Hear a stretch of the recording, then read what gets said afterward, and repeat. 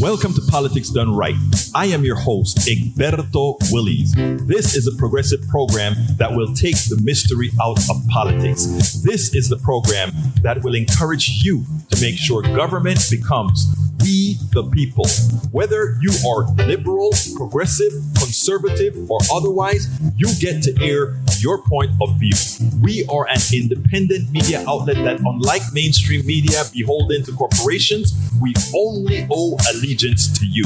Remember, you can also send me a tweet at EGBERTOWILLIES. That is at Egberto Willies. Let us engage. It is Politics Done Right. Welcome to Politics Done Right.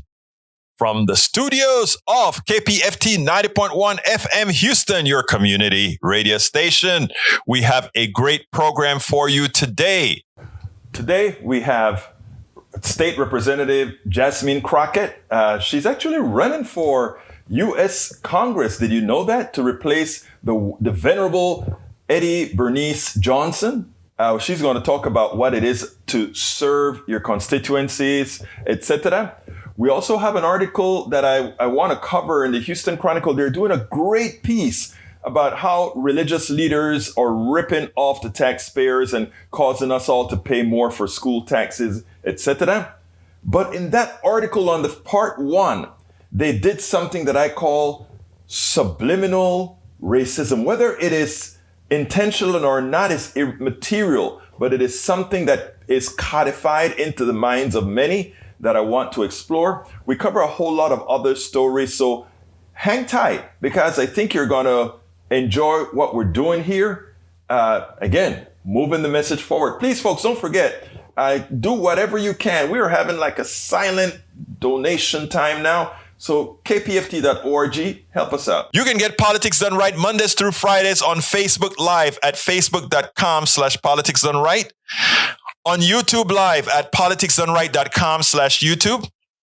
Please do not forget to follow me on Twitter for updates. My handle is at Egberto Willies, at EGBERTOWILLIES. Before you get started, please remember to keep your community radio station in your minds, KPFT in your minds. Talk about it. Tell your friends about it. Tell them you know about this station in town, 90.1 FM Houston, that needs your support, that is there to provide that nourishment that we need.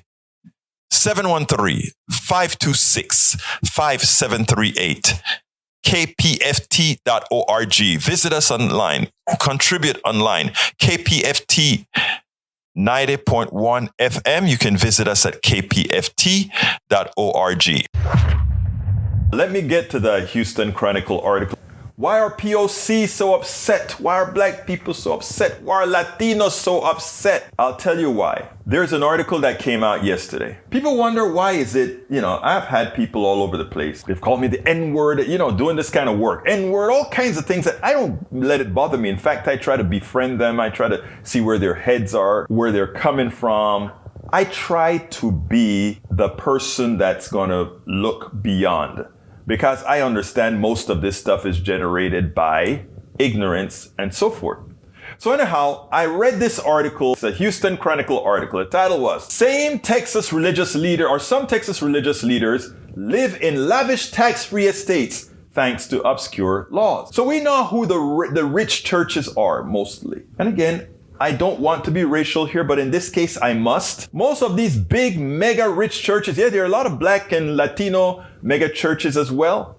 But most of these mega churches, you know who the culprits are, and they take all these great tax advantages. And here in Texas, the Houston Chronicle decided that it was going to do a story. And not only a story, a series on the issue. So I was excited. I'm not one of those church-going people who lavish themselves or praises the church. I know the church has a lot of evil in it, right?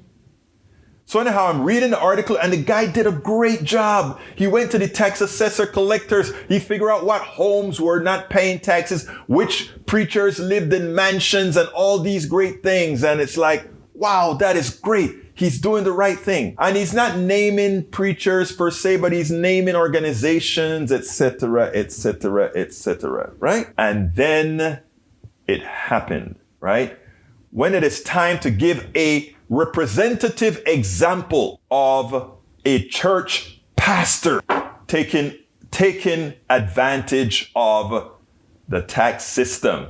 In other words, what is commonly known to what everybody wants people to believe is, living on the dole. Who is the first by name preacher on the negative side? I digress. The article first decides to praise two preachers. I want to read this part of the article. Remember, the article is talking a lot about these guys that don't pay their taxes. They live in these big mansions and gated communities. These are all preachers. And in Texas, they have a parsonage law that they live by that allows the pastors not to have to pay taxes on their residences, etc. So they build mega mansions with your mega dollars and your mega tax break. So here's how it goes now. This passage says it all. It doesn't look racist. It doesn't look like they're picking stuff. But when you look at it in the aggregate, the subliminal message that goes out is which preachers are on the dole. And it carries out the stereotype. And I want you guys to tell me if you don't see it. Look at this. Everybody know who Osteen is? Osteen is that mega preacher in Texas, has this prosperity gospel, makes a lot of money. He's the guy who didn't open the door when the hurricane hit until he was embarrassed into opening the door.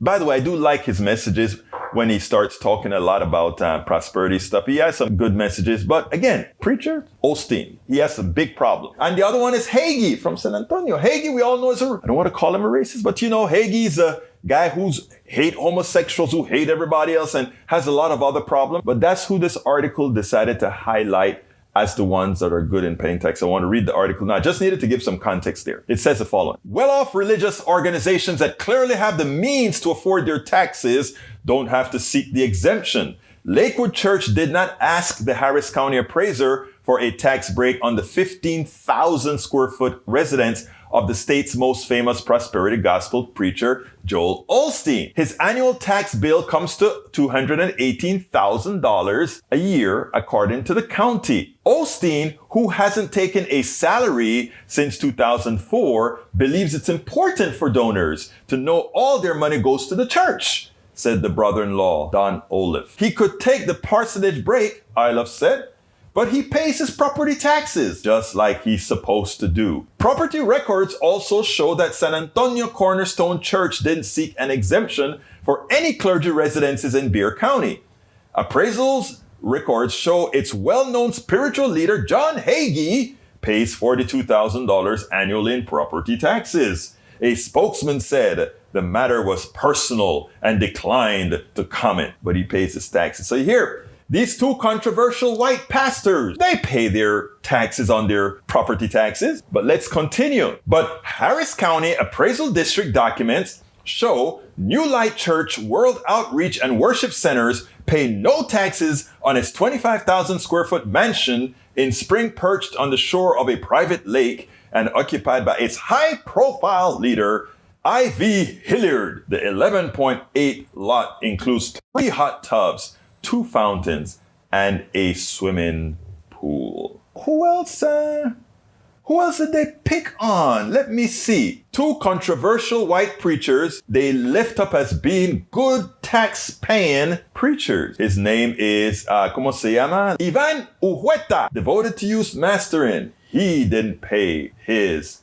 property taxes. So the 2 that they highlighted for paying their property taxes, 2 controversial white preachers, but when they're wanting to show preachers living extravagantly without paying their taxes, they chose Hilliard and Ulueta. I wonder, did they check on the Second Baptist Church, which has several mega churches in the area and whose pastor hates paying taxes, is a great supporter of the Republican Party, and is trying to eliminate taxes altogether? Did they consider checking on that? I doubt it. But that is what I'm talking about. It's always, whenever they're making these cases, in as much as POCs are not the protagonists of all the deceit, are not the protagonists of the ones spending the money or causing the most pain, somehow they are going to be the ones that are highlighted. The same thing occurred when we talk about the coronavirus. They stopped traffic from all of Southern Africa, not just South Africa, but all these other countries that have the Mycoran strain. Not a problem. You can still come to the United States. It's always easier to hit the POCs, right? Forget this picture here. Check it out on the screen, folks. That is the Ugandan activist who was out there with the Norwegian activists and 4 others. When the AP reported that there were these youths out there to defend the climate, the top picture is what everybody saw. Unbeknownst to them, cropped out was that Ugandan girl who works very hard in the climate movement, just like Trunden does. Think about that. So one of the titles of the piece today was, "Our media creates racists." And I really mean that. A lot of people infer much from what they hear on the media. And when the media does things like this, I mean, it seems subtle. It doesn't seem like it's something that is really there, but it is there. It is the subliminal messages that are sent. Climate change, fighters for climate change. We're going to make climate better. We have the youth fighting. And they don't know. A lot of African youths are in there too, including this Ugandan girl, Nakete. I think it's Nakete is her name. But we don't hear about them. And when they're in Switzerland or Davos or wherever they were, taking pictures together, when it was time for the Vanessa Nakate, thank you very much, Nakate, thank you very much, Rodney. When it was time for the picture to go out for the world to see, they cropped her out. What did the reporter at the Houston Chronicle do? They cropped them out. They cropped 2 religious guys who have a problem and lift them up as being the supporters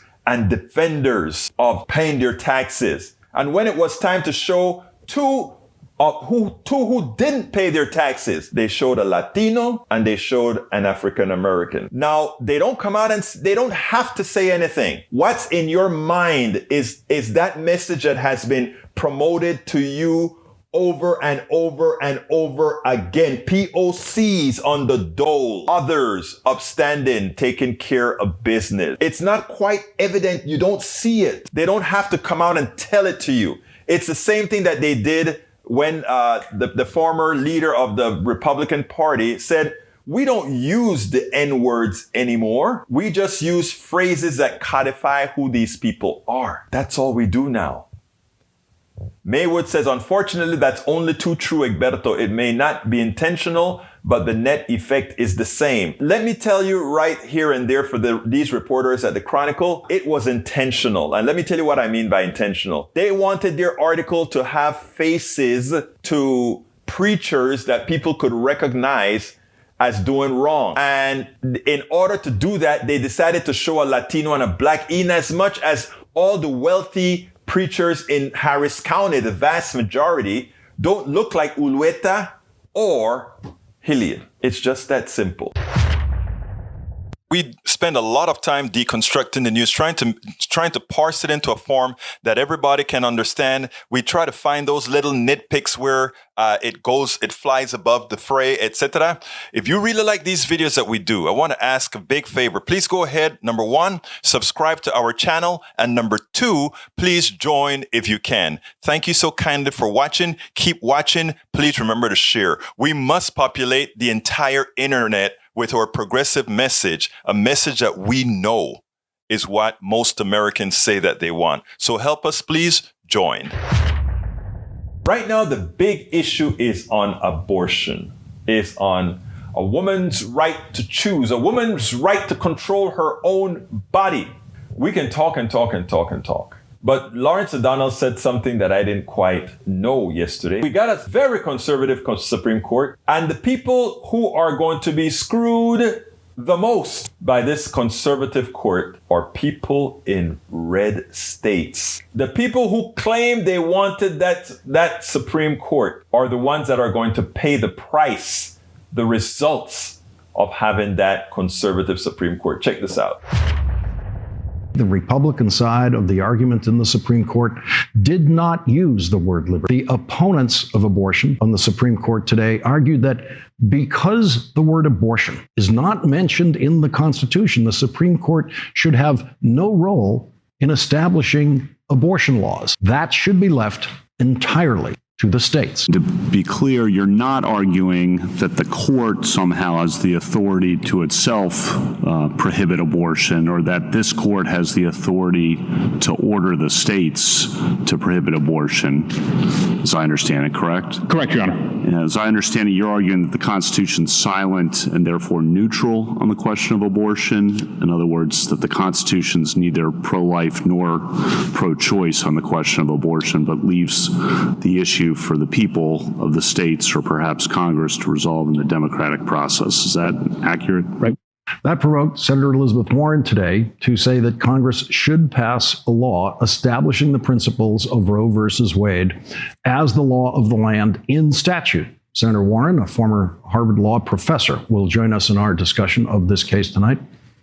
If any combination of the 3 Supreme Court justices appointed by the 2 Presidents Bush and the 3 Supreme Court justices appointed by Donald Trump decide to overturn Roe versus Wade and make each state the final authority on abortion law, nothing will actually change for most women in America, because the populations of the states that will not restrict abortion in any way are significantly larger than the populations of the states that might restrict or ban access to abortion.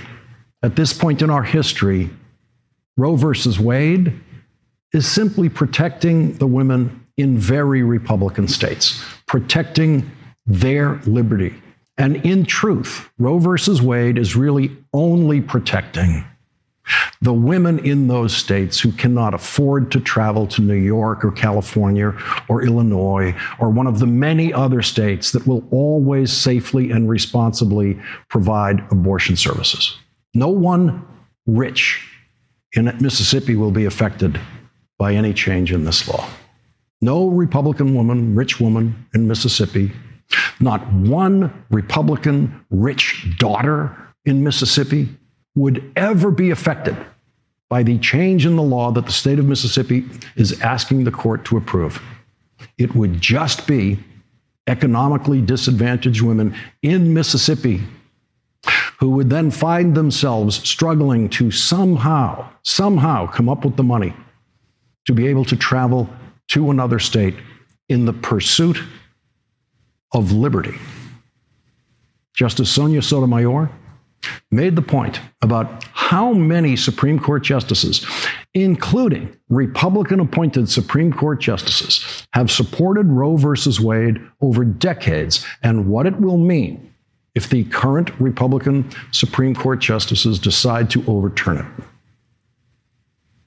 The right of a woman to choose, the right to control her own body, has been clearly set for since Casey and never challenged. You want us to reject that line of viability and adopt something different. 15 justices over 50 years have, or I should say 30 since Casey, have reaffirmed that basic viability line. 4 have said no, 2 of them members of this court, but 15 justices have said yes, of varying political backgrounds. Now, the sponsors of this bill, the House bill in Mississippi, said we're doing it because we have new justices. The newest ban that Mississippi has put in place, the 6-week ban, the Senate sponsor said we're doing it because we have new justices on the Supreme Court. Will this institution survive the stench that this creates in the public perception that the Constitution and its reading are just political acts? It is amazing She hits the nail on the head. The stench is, but the stench has been there. The stench has been there since Citizens United, since McCutcheon, since all those rulings. The stench has been there. It's been a corporate-owned Supreme Court.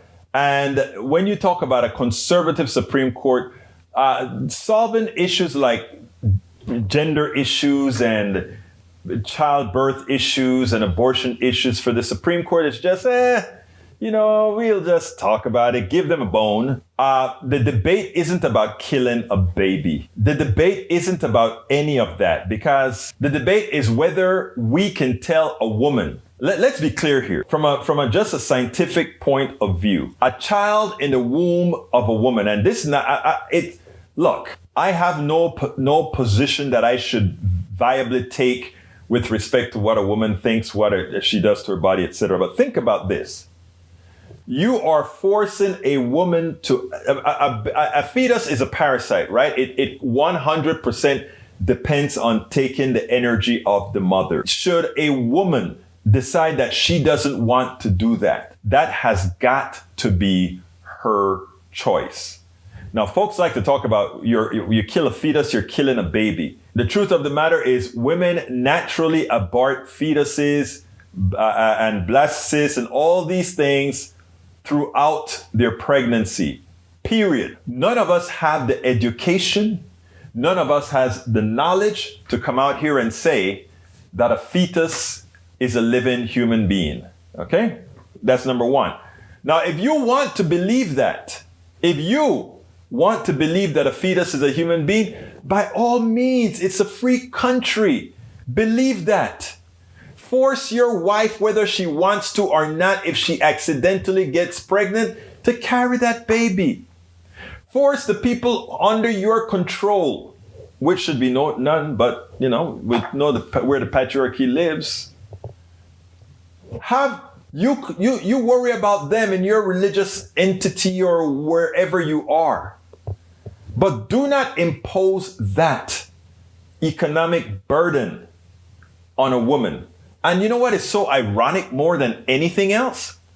All these people that are trying to protect a fetus, when it is time to invest money in the living, when it is time to invest money in those who are already born and need to have access to success, they're never there.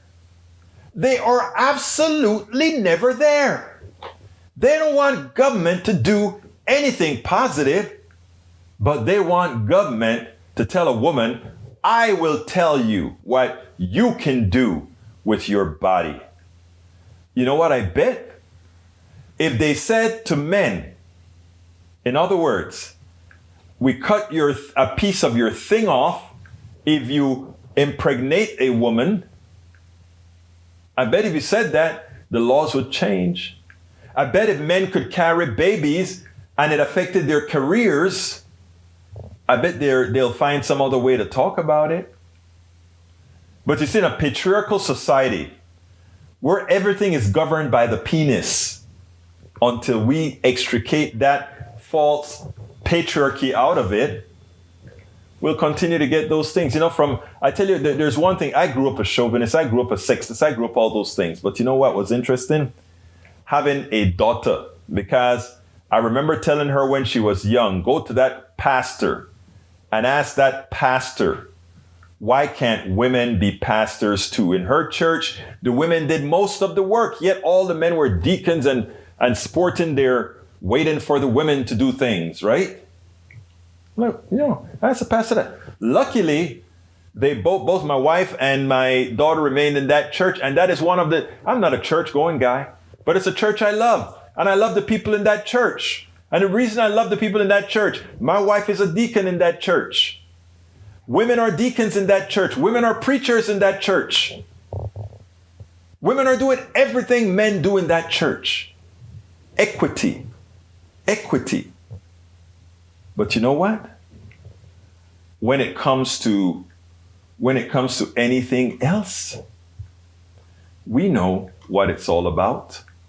We actually know what it's all about. Georgia Senator, newly elected Senator Raphael Warnock, I mean, he said a piece out there on the floor of the Senate that everybody needs to listen. And I tell you something, listen to his words.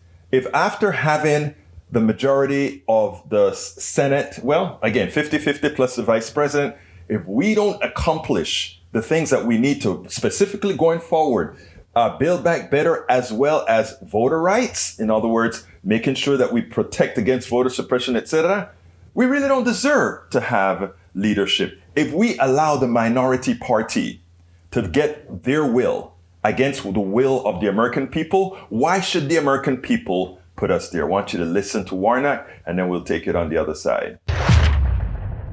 One that lies at the foundation of our democracy, and time again, because of a lack of good faith engagement, the rules of the Senate have prevented us from moving that conversation forward. We could not imagine changing the rules, that is, until last week. Because last week, we did exactly that. Be very clear, last week, we changed the rules of the Senate to address another important issue, the economy. This is a step, a change in the Senate rules we haven't been willing to take to save our broken democracy, but one that a bipartisan majority of this chamber thought was necessary in order to keep our economy strong. We changed the rules to protect full faith and credit of the United States government. We've decided we must do it for the economy, but not for the democracy. So, Madam President, I will be honest. This has been a difficult week for me as I've pondered how am I going to vote on this debt ceiling question we're about to take. I feel like I'm being asked to take a road that is a point of moral dissonance for me. Because while I deeply believe that both our democracy and our economy are important, I believe that it is misplaced to change the Senate rules only for the benefit of the economy when the warning lights on our democracy are flashing at the same time. In light of the conniving methods of voter suppression we have seen enacted into law since the January 6th attack on the Capitol, I come to the floor today to share with the people of Georgia and the American people the message that I shared with my colleagues over the weekend and earlier today during our caucus meeting. I said to my Democratic colleagues over the last several days, number one, unfortunately, the vast majority of our Republican friends have made it clear that they have no intention of trying to work with us to address voter suppression or to protect voting rights. We cannot let our Republican friends off the hook for not being equitable governing partners. If we are serious about protecting the right to vote that's under assault right now, here is the truth. It will fall to Democrats to do it. And if Democrats alone must raise the debt ceiling, then Democrats alone must raise and repair the ceiling of our democracy. How do we in good conscience justify doing one and not the other? Some of my Democratic colleagues are saying, but what about bipartisanship? Isn't that important? I say, of course it is. But here's the thing we must remember. Slavery was bipartisan. Jim Crow segregation was bipartisan. The refusal of women's suffrage was bipartisan. The denial of the basic dignity of members of the LGBTQ community has long been bipartisan. The 3/5 compromise was the creation of a putative national unity at the expense of Black people's basic humanity. So when colleagues in this chamber talk to me about bipartisanship, which I believe in, I just have to ask at whose expense? Who is being asked to foot the bill for this bipartisanship? And is liberty itself the cost? I submit that that's a price too high and a bridge too far. To my Democratic colleagues, I say, while it is deeply unfortunate, it is more than apparent that it has been left to us to handle alone the task of safeguarding our democracy. The judgment of history is upon us. Is that prescient or not? Yes, we would love to have bipartisanship, but bipartisanship is not really the answer. And as he points out, remember, slavery was bipartisan. Remember, anti-woman legislation was bipartisan. Remember, the 3/5 compromise wasn't bipartisan. It was the inception of the country. So there is no inherent virtue in having bipartisanship when said virtue creates evil. So let's let's again, to all our brothers and sisters that are Democrats or for any Republican that wants to join in, do the right thing. Kill the filibuster and get the job of the American people done. Jen Psaki did a good job today. She handed Donald Trump's behind to Peter Doocy today, and she did it with class, as usual. I want you to check this out, and then we'll take it on the other side. A lot of talk about the first Trump-Biden debate today, but at the second one, in 2020, when roughly 220,000 Americans had already died of COVID, Joe Biden said about Trump, anyone who is responsible for that many deaths should not remain as president of the United States of America. Is that still the standard now that more Americans have died under President Biden than President Trump? Well, I think the fundamental question here is, what are you doing to save lives and protect people? And the former president was suggesting people inject bleach. He apparently, reportedly, didn't even share with people he was going to interact with that he had tested positive for COVID himself. He continued to provide a forum for misinformation, which probably led to people not taking steps forward to protect themselves, to wear masks, to eventually get vaccinated. This president has made the vaccine widely available. He's relied on the advice of his health and medical experts, and he is trying to be a part of solving this crisis, getting the pandemic under control. And I think there's a pretty stark difference between their approaches. Here's the deal. It is true that there are probably going to be more people dying under Biden with COVID than under Donald Trump. But there's a reason why, of course, because COVID started late in Donald Trump's administration, and it's going to probably last through the entire Biden administration. But you know what should have happened? I think what Jen Psaki should have done immediately as soon as he brought that up is like, I am trying to save all the people that Donald Trump killed. She didn't quite say that. She said, reminded everybody that Trump was actually infected with COVID even as he went for the debate. He was infected with COVID even as he infected a whole lot of people that surrounded him. But she needed to come with a little bit more pressure, I think. I mean, she did a good job. But next time, Psaki, please say, I am cleaning up the debts that Donald Trump left me. Had Donald Trump dealt with COVID the way President Obama dealt with Ebola, the entire world would have been in better shape right now. I mean, there's so many things that we can use to just start up cauterizing people's head that Donald Trump, the creep that he was, caused the deaths of all these people that are dying. This is not on the watch of Biden. This is on the watch of Donald Trump. Today, we have the honor again of speaking to Representative Jasmine Crockett from Texas, District House 100, who is now running for Texas 30, the one and only represented by Eddie Bernice Johnson, who endorsed her. Hello, how are you doing today? I'm doing well. How are you? I'm doing fine. I know you've had a hell of a day today. Thank you for being here and spending the time with us today. I have a few questions for you that we want to go forward. First of all, what got you into the national race after doing such a hell of a job in the state this year? You know, I feel like I wake up every morning asking that same question. I know. No, you know, we fought so hard on the state level and all of our fights ended up on the federal level. And right now we are in litigation over so many things that happened on the state level, and we're in that litigation on the federal level. And honestly, our federally elected officials, they have the power to effectuate change, not only in this country, but definitely in the state of Texas. And so after working with a congresswoman on some things, you know, she made it clear that she was ready to retire, but that's something she had been saying for at least a decade. Yes. And so, you know, I was like, okay, like I was just listening. This wasn't me asking. This wasn't me trying to move her along. You know, I was happy to defend and be on the defense. And I fought so hard to get my seat that I really didn't know that I wanted to fight again. I knew that it was going to be a packed race because the seat has only been occupied by her since it was created. And so for me, I was like, I love my district. My district is just kind of getting into the swing of things with me. And I just was like, I don't want to leave them. Now, obviously, if I live in her district and my district, then, there's a lot of overlap. Right.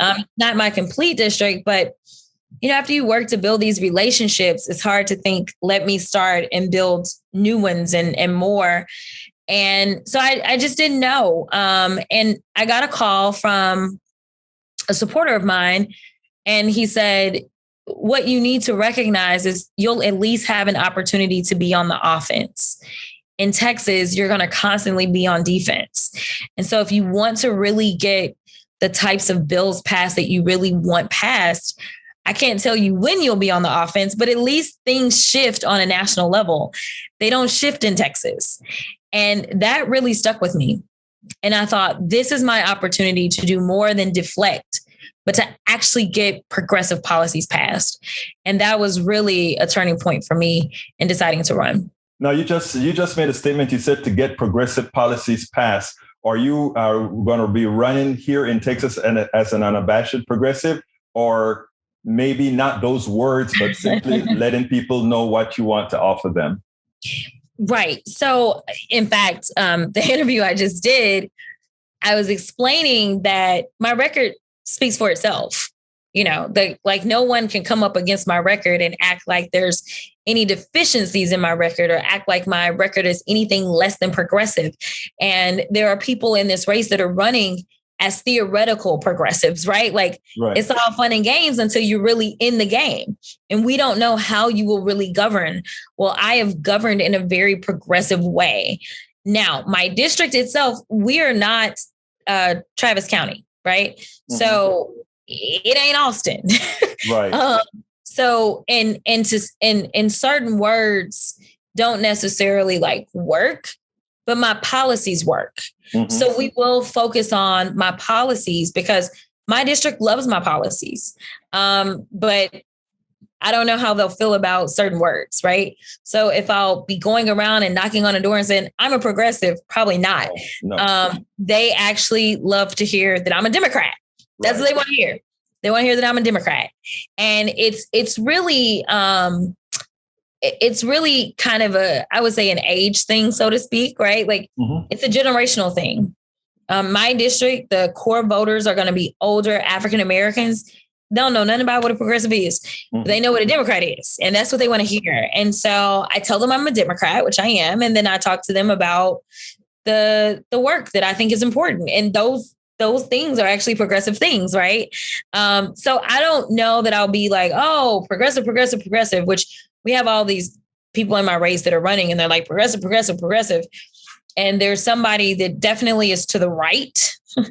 And so that person wants to kind of use that to kind of scare some people. So I'm going to run as Jasmine, who's a Democrat.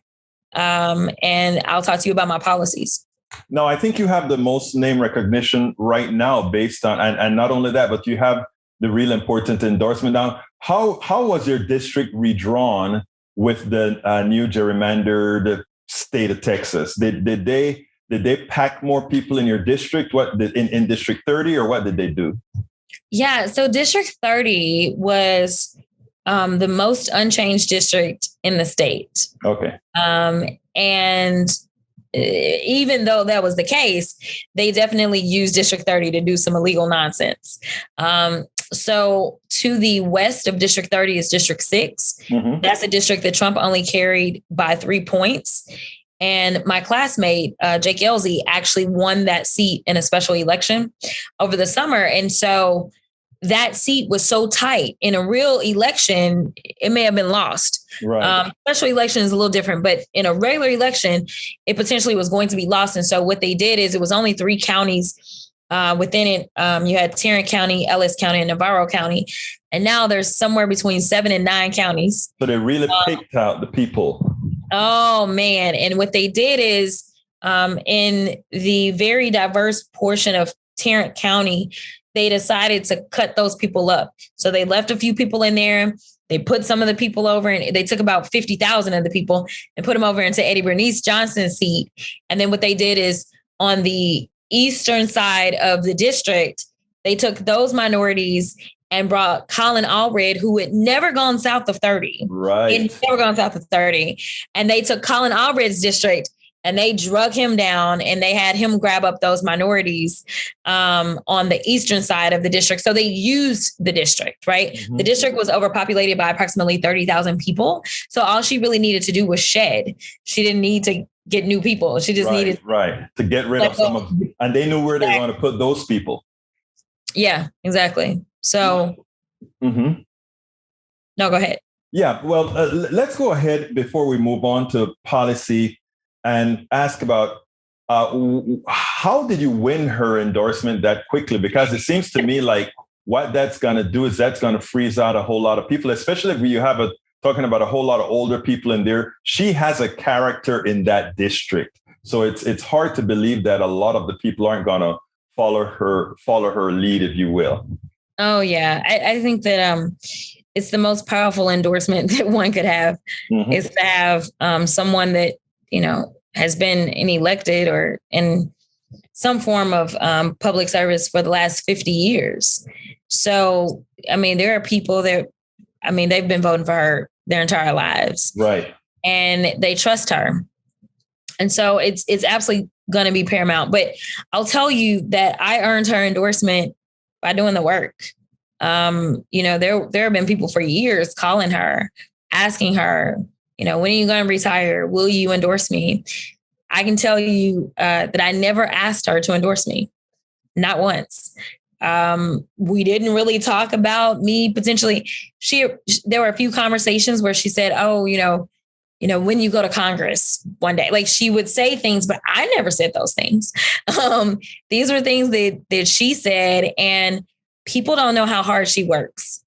And so while most people don't stream the House floor, don't stream committee meetings, she did. Mm-hmm. So here it is. She would stream and see what was going on in the Texas House. And so she watched me.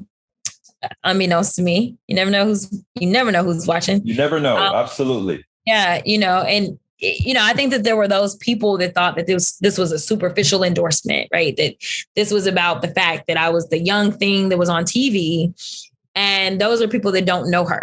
Mm-hmm. She is 50 years in the game because she is politically savvy.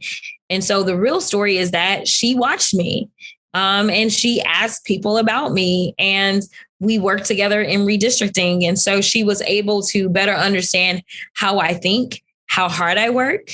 And that's what mattered most to her. She said she didn't want anybody that looked at this and didn't think that it was a job. They needed to understand that this was real work. And she even mentioned that when I ran for this seat, everyone was against me. And she said, and I saw that you worked to get the people. And that's the only thing that matters is the people. And so she even brought up the fact that I was able to overcome all of the opposition and to win. And I won only because of the people, not because of money, not because of big names, but because I did the work.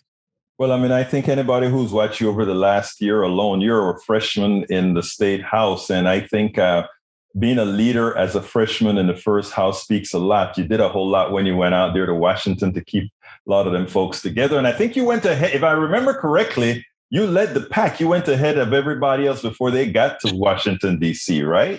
I was ahead of everyone, but that was so I could break the news, but that's a whole other issue. But yeah. I remember that. I remember that whole story. But anyhow, let's talk policy. What is Jasmine Crockett going to bring as Congresswoman Jasmine Crockett to the House? First of all, we need the youth. 2, we have some other stuff that we need to make sure of. So let me hear it. Yeah. So, I think I'm going to bring a lot of what I brought to the state house, right? I filed more marijuana bills than anybody else. No one would necessarily have to file those bills if we could get this passed on a federal level. So that's definitely going to be something that I'll be very active in, because when you look at the numbers of who's being incarcerated and you look at the numbers of who's becoming millionaires and billionaires, it's a problem. And so it's something that I'm very passionate about from a criminal justice reform stance, from a systemic, issue stance, from from kind of an equity stance overall. I think that we need to clear up a lot of the missteps and a lot of the harm and hurt that's been caused in this country due to the over-policing and over-incarceration of minorities when it comes to marijuana. So I'll definitely be leading the way on marijuana policies. As a civil rights lawyer, this is where I really get to actually get into things like qualified immunity. On the state level, I was trying to minimize the number of contacts that people would have with law enforcement in general and make it to where people didn't necessarily go to jail for low-level nonviolent misdemeanors and even certain felonies, right? To minimize how many contacts we had, right? And so that was like a backdoor way of trying to get at some of the police reforms. And so this is an opportunity to kind of deal with them head on. This is an opportunity for us to actually start talking about how do we create this national database so that we fully understand who the bad guys are, right? Which bad cops are out there instead of just letting them go from one agency to another. And so, those are things that have always been me.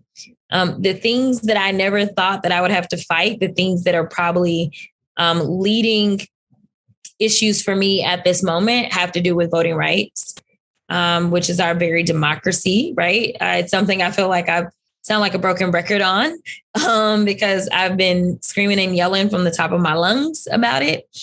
And, I want to see what are the creative ways that we can maybe get something passed, because right now doing it head on with having the majorities hasn't worked, right? So I want to learn all of the rules and the nuances on the federal level and figure out if there's a way I can start sneaking things into certain things, right? Like, can I add something to a bill? Like, figuring out how to get over the parliamentarian. The parliamentarian caused the issue for people today, right?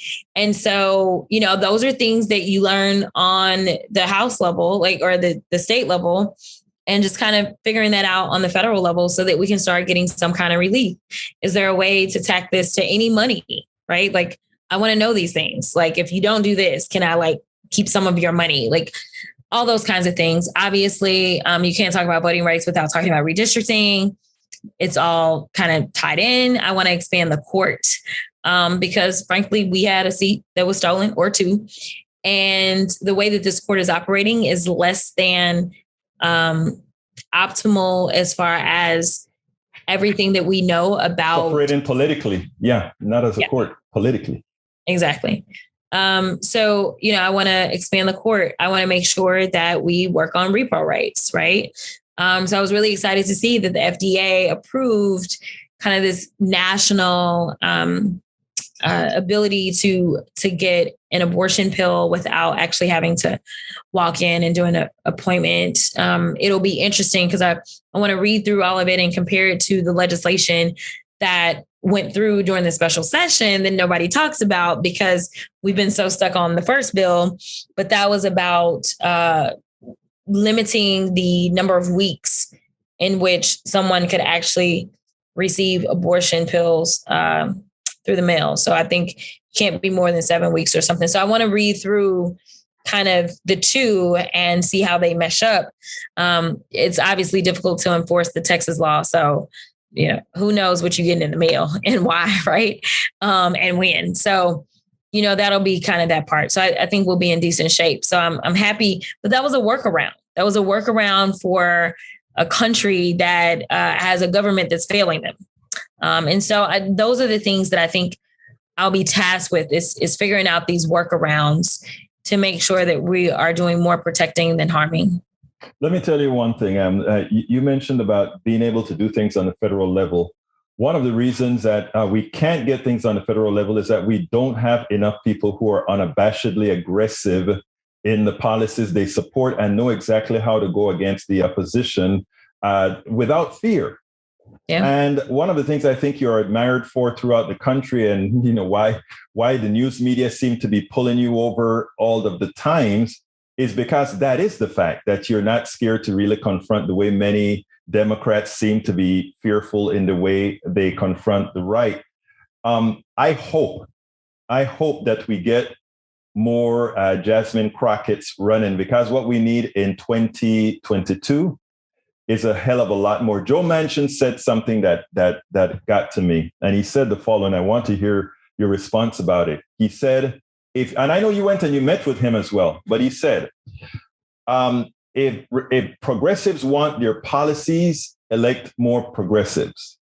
Interestingly, of those 50 senators, 48 senators want the Build Back Better bill and wants all the bills that, the progressives so far in Congress are supporting. So he's saying near 50% is not enough. So we need a hell of a lot more of the Jasmine Crockett. So tell me what you think about that, and how are you going to look? Let me first say, you're going to win your seat. And by the way, the last person I told that to was Alexandria Ocasio-Cortez when I interviewed her at Netroots Nation.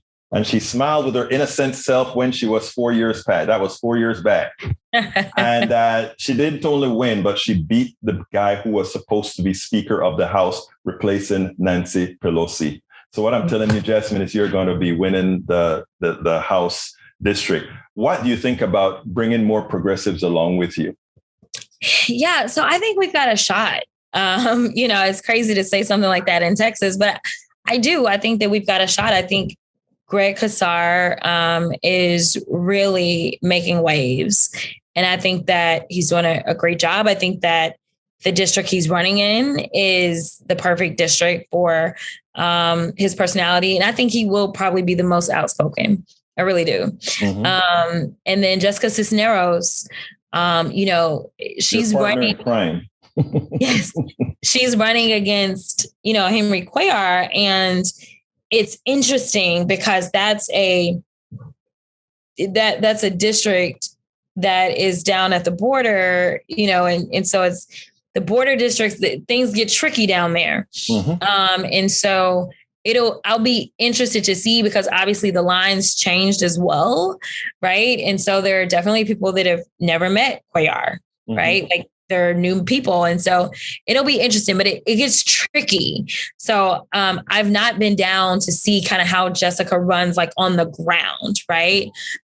Because that area is a lot more conservative, right? It's a Latino cultural thing. And yesterday I interviewed Manuel Pastor from University of California, University of Southern California, who expressed how progressives need to reach Latinos, the conservative Latinos that you're talking about, because they're socially conservative, but very much want all what progressives have to offer. So I hope your friends really looking into that type of campaigning down there. Yeah. So it'll be interesting, because I don't know how she's going to deal with that. It's been really an interesting time kind of talking to the progressive orgs mm-hmm. as I'm going through this, because I'm basically like, chill out, guys. Like, you have my record. Mm-hmm. I think another article came out today that I'm trying to read. I got a Google alert from San Antonio Express that was like, it called, Greg a Democratic Socialist.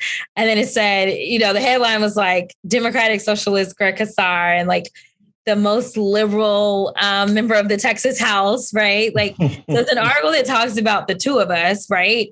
And so I'm like, it's anybody can tell you what you want to hear. Right. Which happens. Like, they say one thing and they do another. But at the end of the day, it is about how they govern. And so, so my big deal is the proof is in the pudding.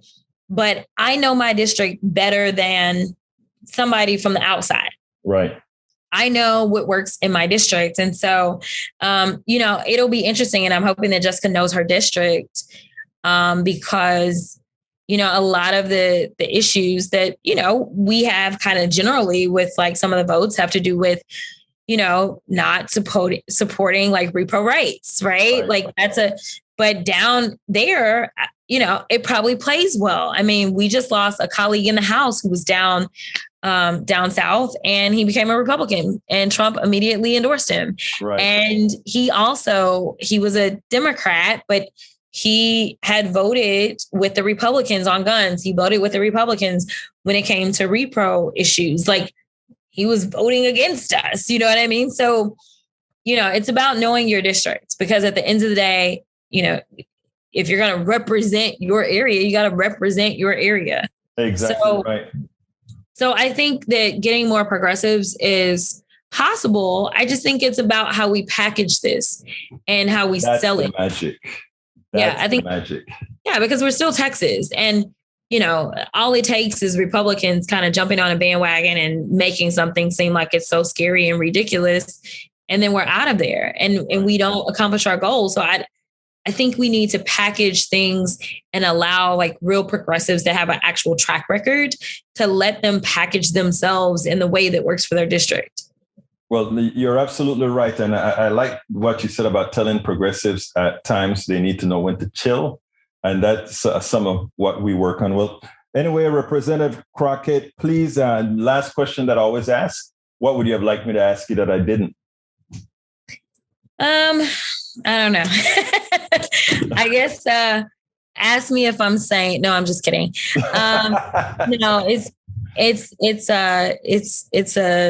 a constant struggle. Just to kind of do what really I think every public servant should do, which is really just fight for the people, right? And this idea that we have people in office that ignore how they got there, ignore their responsibility to the people. And so I've become frustrated with the federal government. I think a good vast majority of like sane people in this country are frustrated. And I would just say that more real people need to consider kind of making the sacrifice and running for office. I think you should do your background and make sure you know what the office does, and make sure you study and get ready. But I think that's what we need. I think we need to move beyond kind of this cronyism that is crippling us. Jasmine Crockett, State Representative, District 100, now running for candidate for Congressional District 30. Thank you so kindly for having been on Politics Done Right. Absolutely. Thank you. Thank you. You can get Politics Done Right Mondays through Fridays on Facebook Live at facebook.com/Politics Done Right, on YouTube Live at politicsdoneright.com/YouTube. Please do not forget to follow me on Twitter for updates. My handle is at Egberto Willies, at EGBERTO WILLIES. That's it, folks. My name is Egberto Willies. This is Politics Done Right, and you know how I end this baby. I am what? Out.